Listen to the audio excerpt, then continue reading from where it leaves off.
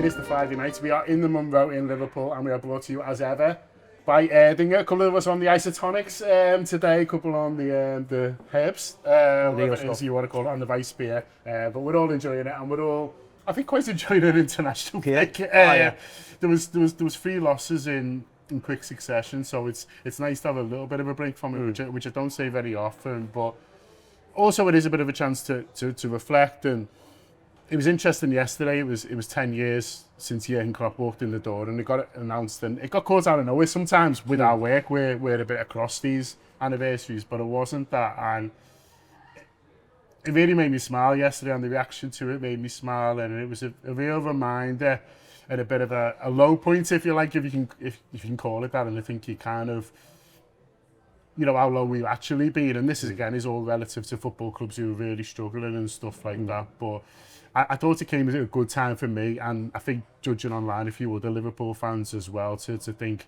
hang on, we're in fucking great nick, and a lot of it's down to that fella. 100%. Jürgen's impact on our club, it's difficult to speak about it too highly.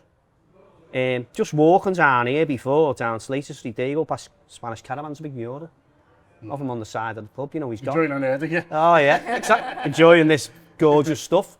Big beaming smile, confidence, love, joy, coming off the wall there, because that's what he was. He absolutely just projected all that, didn't it? And it was genuine as well.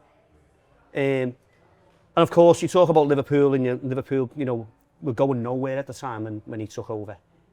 And I know you've got to put that into context with other clubs and whatever have you, but as a serious contender for the big trophies that we want to be involved in, and for the history of our club and the finances that are available to them and the worldwide support that we've got, we were going nowhere in that context.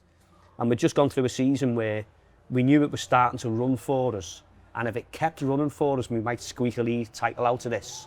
And I don't know the stats, but it would have been probably the worst defensive record of any team to win the league. It certainly would have felt like that. But we were blessed by an all-time great player, Gerrard, and then an all-time great player, Suarez, and momentum. And then we didn't quite get there. And a lot of Liverpool fans were thinking, this might be the only chance I ever get to see Liverpool win the league in my lifetime. And if we don't win it this year, our rivals will reinforce next year and we'll never see it again. And it felt like that as a club. And then if you look at the players that we got in, they couldn't replace Suarez. And, you know, and we were just ambling along, and we were probably aiming towards the Europa League. We ended up going there. And at that time, I wouldn't have dreamt for a moment that we could have got. It wasn't a question of, it was a Liverpool big enough to get Jürgen Klopp. And I think one of the big things at the time was he was so universally liked and respected by everybody that all our rivals would have took him at that point.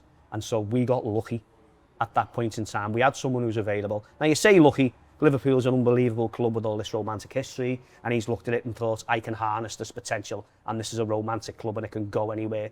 But there's no doubt about it. If any other manager in the world had joined our club at that point, we wouldn't be sitting in this alehouse now as league champions.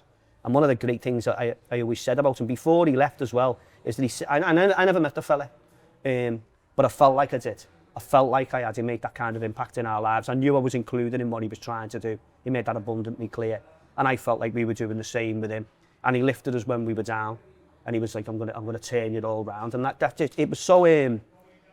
It was just like the most Scouse manager you could ask for. from beautiful Deutschland, from the Black Forest, absolutely unbelievable. He just connected with the club straight away, and you knew you were going somewhere. Any other manager wouldn't have got us to those heights. And it's not just a question of he won, but how he won. The football was aggressive and exciting and beautiful and noble and energetic, and the journey was romantic, and each season kept getting better and better, and it's making you dare to dream, and you're looking at your rivals and you're thinking, we fell behind these, and that's a lot our fault, and a lot of the resources that they've got, and we're not just going to compete with these. Our one title is going to be more special than theirs by the manner in which we did it. And at the time when we got him, you usually get like your rival fans saying, well, we'll make a joke about the manager, he's not this and he's not that. The silence was deafening when we got him, because they'd have all took him. And he'd have took a lot of teams to the league title, and we were blessed that he took ours, and we had him for so long he burnt himself out. But what he wanted to do, I really firmly believed that he would only truly see himself as truly successful is if the club was successful after he left. Yeah. Well, he even did that. Vielen Dank, Jürgen. I mean, we could end it there. I'm not sure I can compete with anything that Damian's just said. The lads did a bedding show. They recorded it last week. I think it went out this week. It's available for subscribers on the app and all that. But they did a bedding show. It was on Man United. It was on the demise of Man United and what's happened. And it is really interesting, the comparisons. And they're now funny. Ryan Giggs quotes saying, "Oh, it never happened to us," and stuff like that. Well, it has, and they've been through a lot of managers, and we never finished that low. By the way, we've not finished lower than 8th. I think they were 15th last year. So they're really struggling. And you think about what they need, it's Jürgen Klopp. Yeah. That's what they need. They can get a good tactician and they can get this fella. I'm not convinced all the managers they've had are bad managers. I just think it's become such a big job and it's such a turning job. They need a special fella. They need Jürgen Klopp. But I'm sorry, when you can't have them. Damian's right. Those managers don't come around very often. They are really, really unique, special figures. Because when you're talking about Manchester United, it's not just the tactics and the style of play that they need addressing and arguably the personnel. It's everything around their football club is completely toxic and broken. Whichever metric you want to use to look at Manchester United, it's a shit show. And we weren't in that, it wasn't dire straits, but we hadn't had a period certainly in our lifetimes. I mean, Damian, you've experienced things I haven't as a Liverpool fan. You love that. We'd had good seasons. We'd had a good season. We'd had a good season under Brendan, 13-14. We had one under Rafa. We'd had a season where we go, we're fucking great. We're arguably the best in the world right now, or we're certainly competing. But we'd never had a period like we had under Jürgen Klopp, where it was just season after season of absolute joy. And yeah, you can argue, yeah, we should have won more trophies. We could have won more trophies if it wasn't for those cheating knobheads up the road. But it was so joyful. It made me fall in love with football in a completely different way, almost. And everything's down to Jürgen Klopp and what he did, galvanised everyone. You're right to mention the style of play. It was exciting. I couldn't wait to get to Anfield. I couldn't wait to turn on the telly and watch an away game. And I've never experienced that as a football fan. It's always ups and downs. We'd go and beat Man United and then we'd lose 2 on the bounce, or we'd have a shit European run. But under Jürgen, it was just so exciting. There was always something to get together with your mates and talk about. And it's that you can't capture that easily. That doesn't exist. There's not many managers that bring that to a city, to a club, to the people. What's that famous quote? He made the people happy. Yeah, well, Shankly. Yeah, there you go. It fits. He made the people happy, and that's why all the other fans fucking hated us for that period. It wasn't just because we were winning and competing. It was because we were experiencing more joy than they'd experienced in years. We were so happy during that period. Doing the Anfield Wrap was a fucking dream, wasn't it? Oh yeah, it was just so exciting. So many games and occasions where we'd race into Man Island and couldn't wait to get in and go, right, let's fucking pick that apart. Yeah. Do you know what I mean? Can you believe what you've just seen? When we beat City in Europe and we smashed them at Anfield, we go to their place and beat them. The Dortmund game, the Barcelona game. It's fucking magic what that man created. World-class entertainment. World-class entertainment. I'm certainly standing next to me lads at the time in the Cop, and I'm just saying, this is genuinely world-class, this. Wherever you go on the planet now, no one's playing footy any better than this. No one's playing it the technique, the excitement and the quality, and fully in agreement, of course, but it was just a question, just check yourself. And it's important tonight. I think it's a great point you made there, John. It's just sort of like, we haven't had the greatest week. We've had 3 difficult away games. We've got the wrong side of a couple of results. We're near the top of the league, but just look at where we are as a club. Look at where we are. To be so grateful for all this. And like I say, this just ripples back to Jürgen. And the fact of the matter is that Jürgen was always so grateful, but always so genuine about the fact that he felt privileged to be part of our club too. So it was a complete union. I think it takes a special kind of person, doesn't it, to take on that role of embodying not just Liverpool Football Club, but Liverpool as a city. And I think, from the get-go, there was a sense that despite the fact he was from, as Damian said, he was from Black Forest and a very different world to Liverpool, he sort of understood it instantly, and you never felt like he was talking in cliches or he was saying things for effect. He was honest, and he said things because he meant them. And I think because of that, you know, there's certain things. I mean, James is right to mention all of those incredible nights, but the likes of the Barcelona game, for example, I mean, you know, for me, it will probably be the best experience I ever have in my life in a football ground. Were you working or were you there? No, I was there as a fan. Yeah. Yeah, so I was 15 when Jürgen came in. All right. So I, at that... Oh. Hello. Oh dear. He's honest. Yeah, so at that point, you know, like I was a Liverpool fan, and, you know, my dad had been going the match for years and had like a passing interest in it. But to be fair, it was only really when Jürgen came in that I was like, right, like the level of enjoyment, the level of just wanting to be part of something. You know, I've said it when he left, but he is probably the reason that I do the job that I do now, because it was him and his football team that made me want to sort of immerse myself in football. And, you know, I'm sure there's lots of other people who feel the same. But yeah, those moments, you know, I was lucky enough to be sat next to my dad in the ground for the Barcelona game, to be sat next to my dad in Madrid. And because Liverpool Football Club is so special, and it has so many of those nights, we almost take them for granted a little bit. And, you know, some of the experiences that I've had in a football stadium as a fan, thanks to Klopp, you know, you can't compare with anything else really. And I think what sums him up best was when he left, the video that the club put out. The presents. Yes, and the real thing, you to me. Oh, sorry, I thought you meant when he was sent through all these gifts. No, that was good. That was good. But like, I feel like some clubs or some managers, they might have more of like a slightly more, I don't know what the right word is, maudlin or like a somber like song to like go against the backdrop. But the fact that it was such a joyful song, and now every time I hear that song for the rest of my life, I will think of Jürgen Klopp, and I think that just sums him up, because he was joy, and he brought so much joy to Liverpool Football Club. Well, most managers leave because it's run its course, and you know they've got no more to give. And I know. But most managers don't get a choice. Well, that's what I mean. Most managers That's a great point. Get shown the door. Do you know what I mean? So they don't get to experience all that love and that joy that we got to share with Jürgen. And I know he came out at the time and said, you know, I'm basically knackered. I've got nothing left. And you're like, well, yeah, we kind of get it, mate. Like, I mean, this, you know, manager of Liverpool Football Club is one of the hardest jobs in football. It's one of the most intense jobs. The scrutiny, every single day. Everything about you and your tactics and your players and your life is just picked apart by the media. There's very few jobs like that, and to come through it as he did and to leave when he did on his terms, I think speaks volumes of the man. There's a couple of snapshots as well. You know, he had world class players and tactics and things to do. One of my favourite snapshots of him was with Divock. He loved Divock. He did, yeah, and he got a. You know, if we're honest about it, think about where Divock was in his career, and it's sort of like, well, we're going to loan this fella out and you won't see him again. Yeah. Now that is you know, you don't loan them out and get them back. And I remember him saying, we're going to have some fun with this player.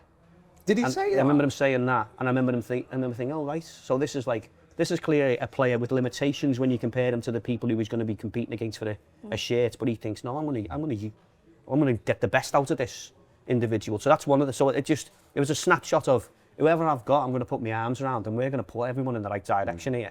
So, you know, he wouldn't necessarily, you know, so he was like concentrating on the positives, and he made everyone better. That's a fact by belief and whatever. Yeah, defo, yeah. But the other thing about it being genuine was, I remember the night that we won the league during COVID, and he broke his heart crying in the interview. And he said, I didn't realise it was going to mean this much to me. Now, all those things we've all just said about how much it means and how great it is, and even he didn't get how much it had mean to him, and how much it had meant to everybody else and what it had done.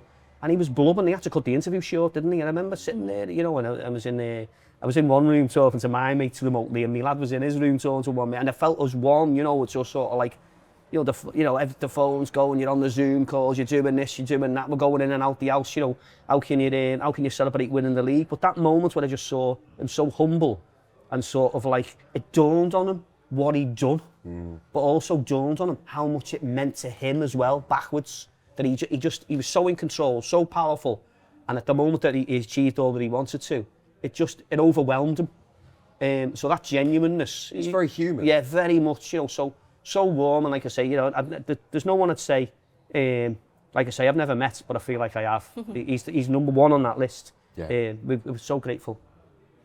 Have a little break now, a little ad, and then we'll be back doing more of the same. And Erdinger, please.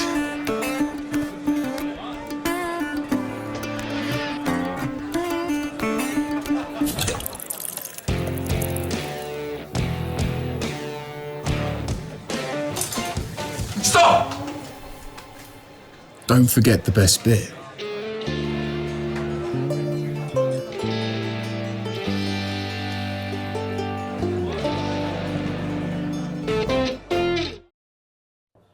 Okay, back in the room with Beth, with James, and with Damian. And Beth, I think Liverpool became the biggest show in town under Jürgen, and I think that was huge from our point of view. I felt like there was so much more attention on the Anfield Wrap because everyone wants to know, everyone wants to come to town, everyone wants to talk about Liverpool. I felt like whenever Liverpool were on telly, it was the sort of big events. For you going into work in the media, you must have felt like, well, it's easy to write about Liverpool at the moment. Well, it's easier. More people want to write about Liverpool because why would you want to write about anything else? And he did just bring so much more focus.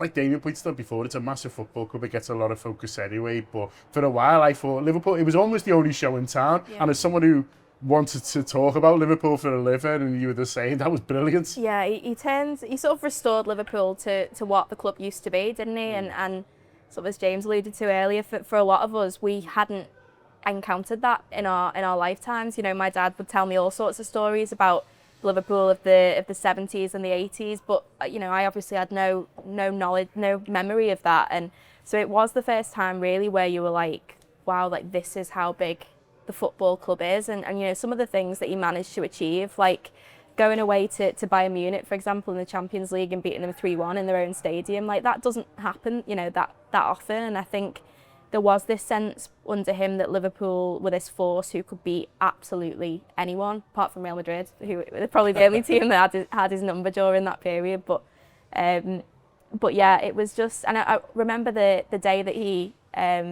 obviously resigned, and I mean, it's so rare that news of that magnitude does not get out at all, you know, beforehand. But I remember being in the Liverpool Echo offices, and someone said, "Oh my God, look at Twitter," and then it was one of the weirdest things. And you know, I've been in those offices for some really like big things that have happened in the city, but I honestly don't think anything was ever like that. Like the silence that took over the office. It was like, even like the Evertonians in the office were like obviously secretly thrilled, but also a bit like, oh my, yeah. And I remember, I think I was doing an Anfield Wrap that day actually, and I was walking down past the library buildings, and I heard a couple of lads shouting to each other, "Have you heard about Jürgen?" And it's like, goes back to that video of when Shankly left, and you know, the kids being interviewed, and they go, "Who says?" Yeah, who says?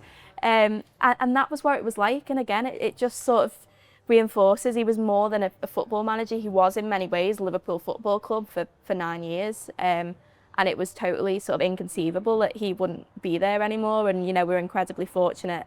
We've had a manager like Arne Slot come in and do the job that he's done, and you know, he's obviously given enormous credits, and rightly so, to Jürgen for what he did, but he also deserves credit, you know, for himself for sort of continuing that legacy, I guess. But yeah, he was just like you say, he made Liverpool just this massive force, and I think, you know, we wouldn't be where the club is now without him. I used to remember watching all the games of footy that Liverpool were in and thinking, fucking hell, this is slow. Like, you know, you're watching it like, watching it like, this is like watching football, like, honestly, like, unbelievable. Like, it was so fast, and then you see little clips now, and you're like, fucking hell, that speed. That period with Mane and Firmino and Salah and Henderson and Wijnaldum, the speed they go back to front, the speed they do everything. It was wild. Yeah, it's like watching footy on fast forward. Like, honestly, it was like getting battered on FIFA. Yeah. Where you lose the ball and you're like, I can't do anything. Yeah.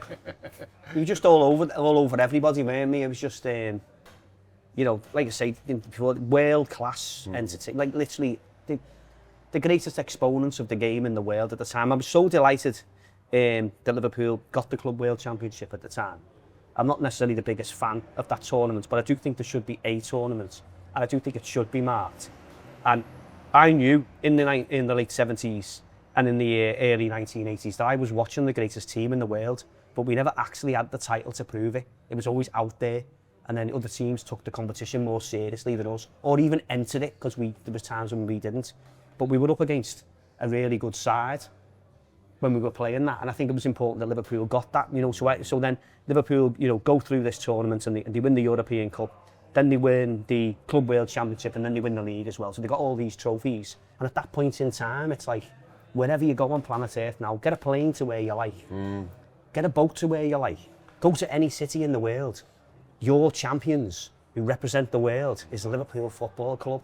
And like, what a monumental statement. And they do send the team from Mars. They send the team. Doesn't matter where you are. Europe, the team they have to play. England's champions is Liverpool. Europe's champions is Liverpool. The planet Earth's champions is Liverpool. But the way that they've done it, it hasn't been like grinding out tactics, sly ass, dirty tactics. There's no luck involved or nothing like that. It was just so fast, so technical, aggressive within the laws of the game, honest within the laws of, you know, there wasn't like many players getting sent off or whatever have you. It was just a personification of everything. And Jürgen himself, and Liverpool will always be a manager's club because of Shankly. And, you know, that's why it probably burnt him out a little bit early. You might have gone on a little bit longer because, you know, you get asked political questions and you feel like you're the father figure for an entire community, and all our history that goes in there. But also he had that, and arrogance is the wrong word. Shankly had it. It's like I'm going to bring my personality to this club, and we're going to be dead confident. And when we walk into the room, everyone knows we're the best team for all the right reasons. And now we're going to go out and we're going to steamroll you. And that feeling of, you know, of being a Liverpool fan, to have that, what a swagger to have as a football fan. And, you know, nothing lasts forever. It's not, you know, it can't go on and on, but for a very long period of time, being up against another unbelievable world-class team, Liverpool were competing at the top level. And they were just, there's a manager who's come from afar, and there's players who've come from all around the world, but they all represented Liverpool, and they represented Liverpool in a way that I wanted to be represented. The name on the team says it, the history of the club, our people, the welcoming place that Liverpool is. I wanted to see excellence, and I wanted to see camaraderie, and I wanted to see honest endeavour to all those things, and that goes back to Shankly. Well, Jürgen was the modern personification of that on every level. And in my opinion, the greatest manager in the world.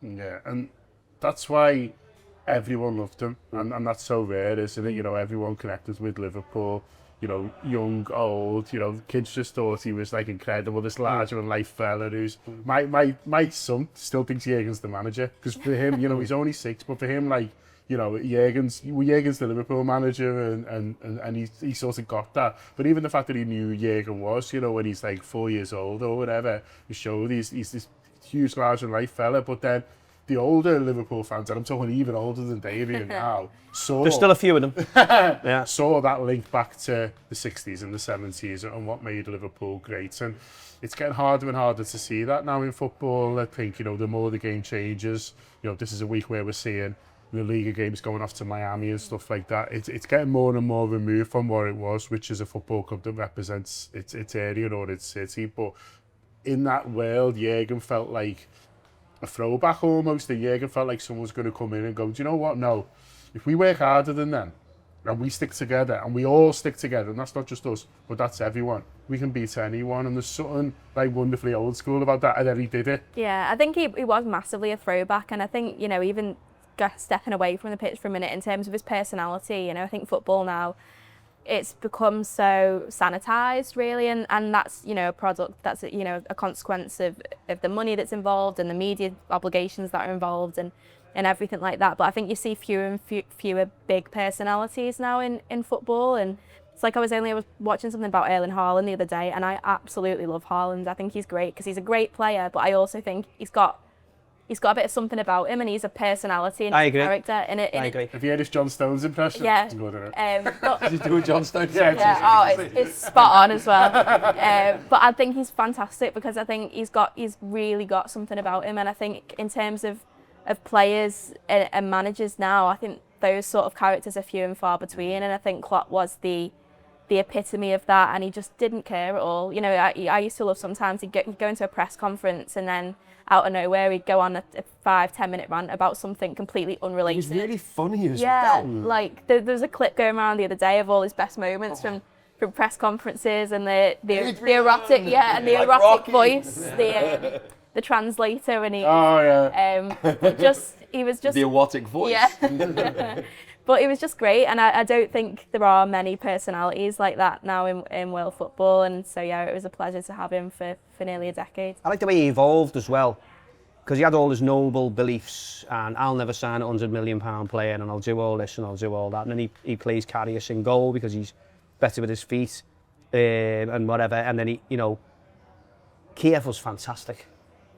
And one of my personal highlights following Liverpool, because to be in Kiev and be on that journey, the most romantic journey that Liverpool had gone on to get to the European Cup final, and then we have the heartache for the obvious reasons, and then the next day we sign this number 6, he's already identified it, and then he's looking at this situation and he's going, well, I've got to swallow it here, I'm going to have to sign it.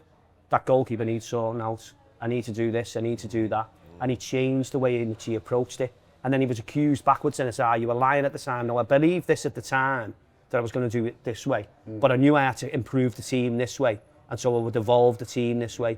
And so if it means I've got to get the checkbook out now, if it means that's the only way I can now, and that legitimate resources that I've got, I'm not just going to be the old romantic who galvanises everybody and I'm just the nicest guy in town. I am now actively looking at beating. I am going to actively look at how do I beat Real Madrid to the European Cup, and I'm going to actively look how I beat Man City's resources to the Premier League title. What do I do? What do I need to do? And we end up winning the Premier League at a canter. We end up winning the European Cup with some stuff to spare. And Liverpool had proved themselves, instead of being a team where you sort of say, well, we'll win 3-1. They then turned it into, we can kill a European Cup final after 2 minutes. And that again shows you his involvement. You know, you hope people get better during the career. He proved that he did, so he was rolling with all that as well. So it wasn't just a question of we've got, you know, the biggest motivator in the world, and the biggest cheerleader in the world, and the nicest guy in the world. We had someone who knew what he was doing, up against Real Madrid, up against what Man City could do, and he could beat them on that pitch at the same time, and he did it. Now, who else has done that? Absolutely. I think there was a time as well at one point, I think it straddled 2 seasons, but there was he got something, Liverpool in the period got 103 points out of 105 available at one point. And I think you become a little bit spoilt when you're in the midst of a run like that. Fucking draw at Old Trafford killed me. Yeah. You do. Let it go, Damian. But honestly, no wonder now we lose a game, everyone's head falls off. Like, that's you look at it now, and you know, we're very fortunate. Liverpool still, despite the last week, still win a lot of games, still have, you know, fantastic runs of form. But you look at that 103 points from 105 available. It's great, isn't it? I don't think that will ever be done again, ever. No. We'll never know the likes of Jürgen again, we'll never know another Jürgen, but his legacy is he's left the club in a fantastic place, and they're still winning plenty of games and plenty of trophies as well. Huge thanks to my table, huge thanks to the guys for filming, for the Munro, to Erdinger, but most of all to Jürgen Klopp.